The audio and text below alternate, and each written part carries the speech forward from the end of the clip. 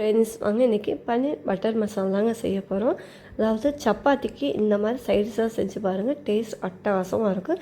இதுக்கு மிக்ஸி ஜாரில் ஒரு 4 தக்காளி சேர்த்துட்டு 10 பல் பூண்டு, இஞ்சி தூள் 4-5 தூள் சேர்த்து ஒரு பச்சை மிளகாய் சேர்த்துருக்குறேன். மிளகாய்த்தூள், மல்லித்தூள், கூடையே 1/4 டீஸ்பூன் மஞ்சத்தூள் சேர்த்துட்டு முந்திரி பருப்பு ஊற வச்சுருக்கிறேன் ஒரு 5 போல், அதையும் சேர்த்துக்கலாம். கூடயே மல்லித்தலை இருந்தாலும் நீங்கள் ஆட் பண்ணிக்கலாம். நான் மல்லித்தலை இல்லைங்கிட்டு அப்படியே பேஸ்ட் மாதிரி அரைச்சிட்டேன். இப்போ நம்ம பன்னீர் சின்ன சின்னதாக இந்த மாதிரி கட் பண்ணிவிட்டு மிளகாய்த்தூள் உப்பு சேர்த்து நல்லா கையால் பிரட்டிக்கலாம். நல்லா பிரட்டும் போது காரம் அதோடு நல்லா சேர்க்கும்போது நல்லா காரம் பிடிக்கும். இப்போ கடாயில் கொஞ்சமாக நெய் சேர்த்துட்டு இந்த மாதிரி நெய் அல்லது பட்டர் எது வேணாலும் நீங்கள் சேர்த்துக்கலாம்.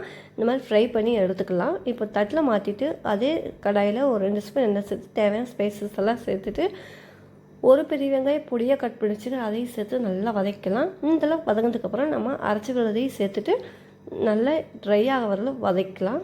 கூடயே உப்பையும் கரம் மசாலா தூள் கூடயே மிளகாத்தூள் சேர்த்துருக்குறேன் 1/4 டீஸ்பூன் சேர்த்துட்டு நல்லா இந்தளவுக்கு பச்சை வாசனை போக வதங்கிடணும்.